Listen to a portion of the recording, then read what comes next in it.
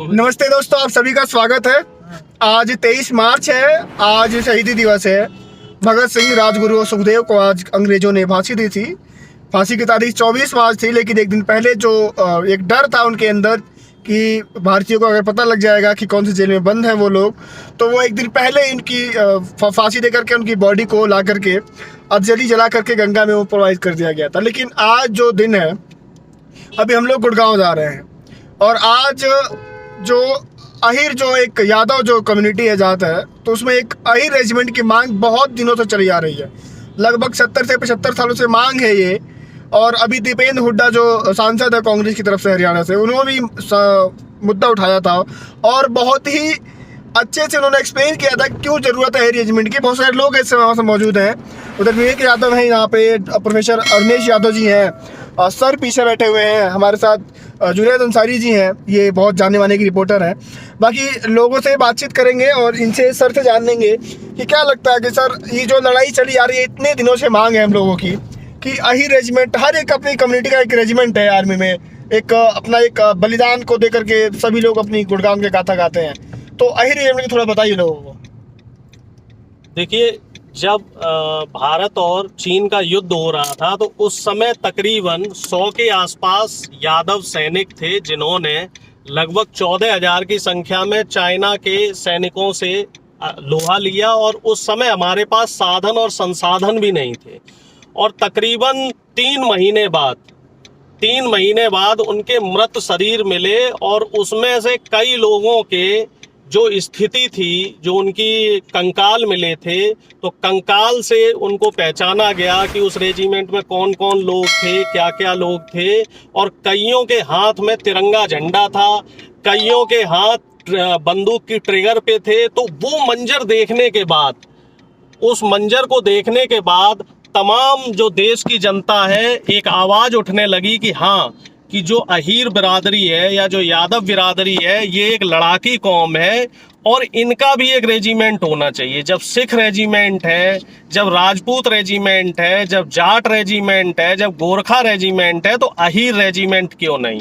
और दुर्भाग्य की बात है कि हमारे देश में सेना के नाम पर भी राजनीति हो रही है और इस अहीर रेजिमेंट की मांग पिछले कई सालों से चल रही है। आज शहीदी दिवस का पावन मौका है और इस मौके पर गुड़गांव के खेड़की धौला एक जगह पड़ती है, वहाँ पे तमाम देश के विदेश के यादव संगठन और यादवों के साथ साथ बड़ी खुशी की और प्रसन्नता की बात है कि जाट और गुर्जर समाज के लोग भी वहाँ पहुँच रहे हैं। हम लोग भी वहाँ जा रहे हैं और सरकार से मांग कर रहे हैं कि जाति और धर्म से उठकर हमारे शौर्य को, हमारे सैनिकों के पराक्रम को, जो उन्होंने देश के लिए शहादत दी है, अब तक जितने भी युद्ध हुए हैं उनमें यादवों का जो योगदान है वो अविस्मरणीय है। हर जगह यादव सैनिक जहाँ भी सीमा की बात हो तो अग्रणी भूमिका निभाता है। देश की रक्षा करने में वो अपनी आहुति जो देते हैं।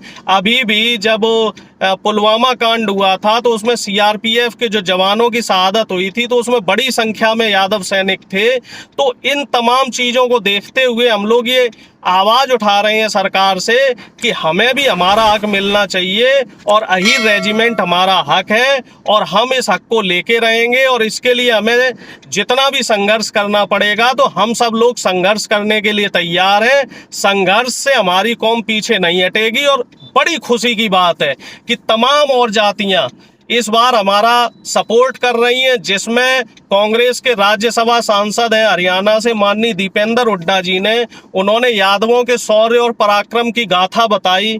पूरे संसद में उन्होंने मांग उठाई कि अहीर रेजिमेंट बनना चाहिए।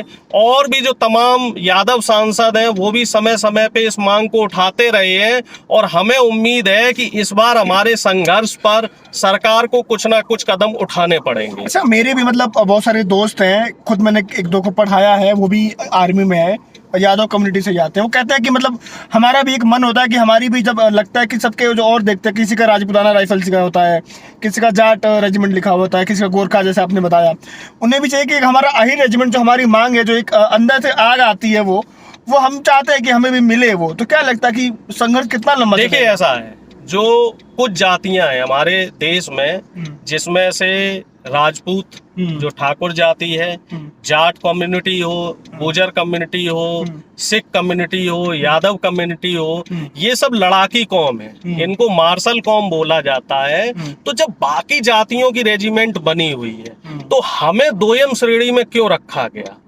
हमारे साथ राजनीति क्यों हो रही है। और मैं पहले भी कई बार कहता आया हूं कि सुरक्षा का मामला हो, सम्मान का मामला हो, देश का मामला हो, तो उसमें राजनीति नहीं करनी चाहिए। और दुर्भाग्य की बात है कि तमाम राजनीतिक पार्टियां अहीरों को या यादव कम्युनिटी को, यदुवंश को उस सम्मान की दृष्टि से नहीं देखते हैं। उनको कहने को तो कह देते हैं कि साहब हम हिंदू हैं, लेकिन जब हक देने की बात आती है तो यादव कम्युनिटी को कहीं अलग थलग कर दिया जाता है। और अगर हम पूरे देश में जातिगत आंकड़े देखें तो हमारी जो जनसंख्या है पूरे भारत में, अगर हम जनसंख्या देखें तो हम लोग 15 से 18% हैं किसी अन्य जाति से। जो हिंदू जाति है उसमें जो अन्य जातियां हैं उन तमाम जातियों से हमारा प्रतिनिधित्व और हमारी संख्या कहीं ज्यादा है। अगर हम एक तरीके से देखें तो हिंदुओं में हमारी संख्या सबसे ज्यादा हम मान के चल सकते हैं। और हमारे लिए दुर्भाग्य की बात है कि देश के तमाम साधन, तमाम संसाधन, उसमें हमें हमारी हिस्सेदारी नहीं मिल रही है। इसी से मिलता जुलता एक और मुद्दा है जातिगत जनगणना का। हालांकि आज हम उस पर चर्चा नहीं करेंगे। आज हमारा जो चर्चा का विषय है वो अहीर रेजिमेंट होना चाहिए। तो जब इतनी बड़ी संख्या में हमारी कम्युनिटी है, सेना में अगर हमारी हिस्सेदारी देखी जाए, सीआरपीएफ में हमारी हिस्सेदारी देखी जाए, भागीदारी देखी जाए, पुलिस फोर्स में अगर हमारी भागीदारी देखी जाए, तो एक बड़ा प्रतिशत अहीर कम्युनिटी के जो जवान हैं उनका एक बहुत बड़ा हिस्सा है। तो अगर उस हिस्से के बदले में हम, देखिए, आपसे कोई रुपया पैसा नहीं मांग रहे हैं कि हमें साहब हम ज्यादा शहादत देते हैं हमारी जाति, या हमारी जाति के लोग ज्यादा लड़ाके हैं तो हमें कुछ एक्स्ट्रा पैसा दे दो, रुपया दे दो। हम सिर्फ सम्मान मांग रहे हैं। बिल्कुल, क्योंकि अगर राजपूतों को मिला हुआ है, अगर वो राजपूतों को मिला हुआ है, सिखों को मिला हुआ है, जाटों को मिला हुआ है, तो अहीर जो जाति है रेजिमेंट को आखिर वो क्यों नहीं मिलता है? कि वो हमारा हक है, हम उसकी लड़ाई लड़ते हैं। हमारे जो कम्युनिटी के लोग हैं देश में, सभी जो जवान हैं सब एक है, वो भारतीय हैं, सबसे पहले भारतीय हैं। लेकिन उसके बाद जो आता है कि अहीर रेजिमेंट जो उनको हक है, वो लड़ाई चल रही है इतने दिनों से, वो आवाज़ आप लोग भी उठाइए और बड़ी से बड़ी संख्या में आइए, आप लोग शामिल होइए। और सर कुछ कहना चाहते हैं आप? थोड़ा आगे आइए, थोड़ा बताइए। बहुत सारे लोग हैं यहाँ पर, बताइए थोड़ा सर। जी, हमारे साथ मैं जुनैद अंसारी और हमारे साथ उत्तम यादव जी मौजूद हैं और इनसे भी बात करेंगे कि अगर देश में रेजिमेंट की बात करें तो लगभग 28 से ज़्यादा जो है धर्म और जाति पे जो रेजिमेंट बना हुआ है। और एक बात और है कि जब बात करें अहीरों की, तो चाहे वो 1857 की क्रांति हो, चाहे वो कितने भी युद्ध हो, विश्व युद्ध हो, प्रथम विश्व युद्ध हो, द्वितीय विश्व युद्ध, उसमें भी अहीर समाज का जो योगदान बढ़ा रहा है।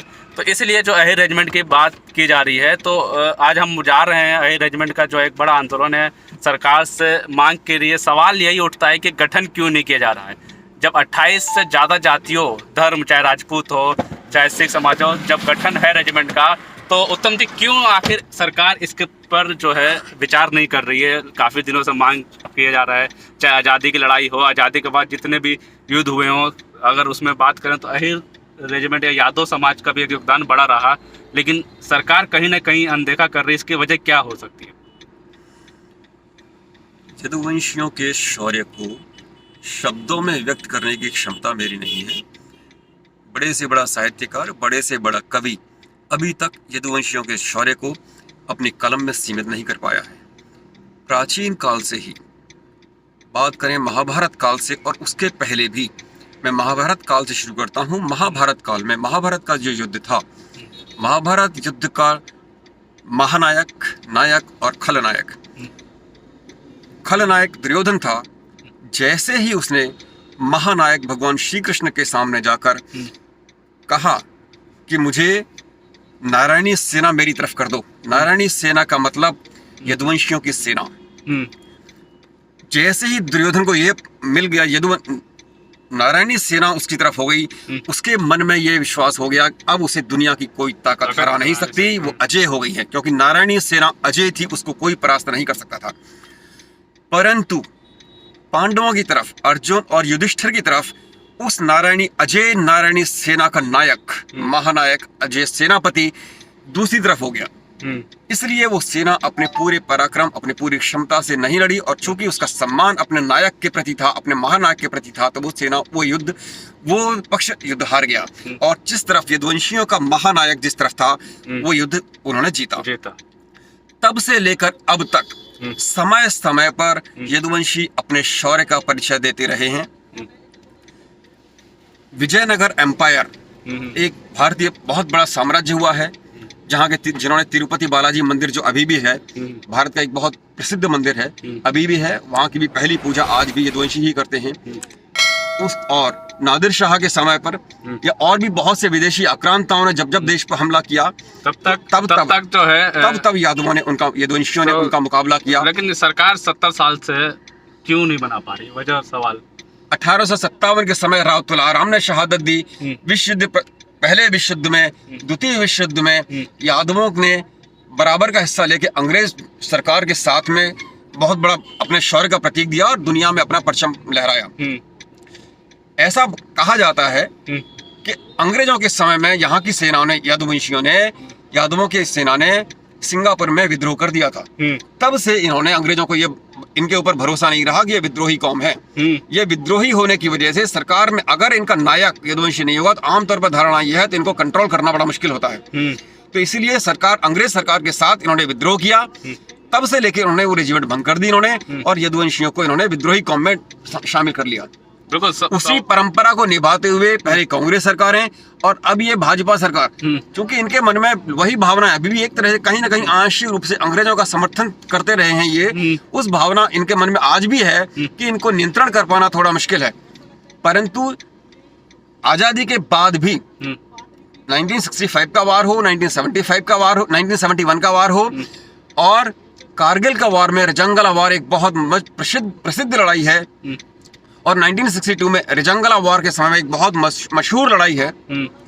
उसमें 120 यदुवंशी सैनिकों ने 10,000 के आसपास करीब चाइनीज ने हमला किया था, पूरे हथियारों से लैस होकर। इनके पास हथियार और संसाधन बहुत कम थे, बर्फ में लड़ने की आदत नहीं थी, उसके बाद भी अपने शौर्य का वो प्रतीक इन्होंने दिया। आज भी उसको याद करते हैं लोग, और चुशूल में उसकी वजह से हमारा हवाई अड्डा बच गया था। आज भी चीनी सेना लद्दाख क्षेत्र को कब्जा नहीं कर पाई, इसीलिए आज हमारे साथ है वो, हमारे साथ। इसीलिए मैं चाहता हूं, इन सरकारों को ये बताना चाहता हूं कि वो इतनी बहादुर कौम को ये कोई दान दक्षिणा पर जीने वाली कौम नहीं है। इसको अपनी पहचान चाहिए, जिसे मालूम है कि हम विश्व की किसी भी सेना का मुकाबला कर सकते हैं। इनके अंदर अपने वतन को, अपने देश की रक्षा करने की भावना होती है। इसलिए मैं पुरजोर समर्थन करता हूँ, पुरजोर मांग करता हूँ सरकार से कि यदुवंशियों की सेना को अहिर रेजिमेंट का गठन किया जाए और इन्हें एक पहचान दी जाए। इनके त्याग और बलिदान और कुर्बानियों को एक पहचान दी जाए, उसको स्वीकार करे सरकार, और इस रूप में उनको अहिर रेजिमेंट का गठन करके उनके शौर्य को एक सम्मान दिया जाए। वैसे तो मोहताज नहीं है, लेकिन फिर भी अहिर रेजिमेंट इसलिए मांगी जा रही है जो इनके जो वीरता है। एक जिस तरह कहा गया कि इन्होंने बताया कि इतिहास जो है अंग्रेजों का जो इतिहास था, अंग्रेजों ने सोचा कि ये कौम उनके खिलाफ चली गई, तो हो सकता है कि आगे भी सरकारें, चाहे कांग्रेस रही हो, चाहे भारतीय जनता पार्टी आज हो, अंग्रेजों, तो कहीं ना कहीं अंग्रेजों के विचार से प्रेरित होकर आज जो है ये अहिर रेजिमेंट का गठन नहीं किया जा रहा। तो आज जो हम लोग सब जा रहे हैं वहाँ पे अहिर रेजिमेंट की मांग की जाएगी, और उम्मीद करते हैं कि सरकार इनके विचार करे और इनका वीरता को सम्मान दे, उनके वीरों को सम्मान देते हुए अहिर रेजिमेंट का जल्द से जल्द गठन करे। आप बड़ी से बड़ी संख्या में यहाँ पर पहुंचिए। जय यादव, जय माधव।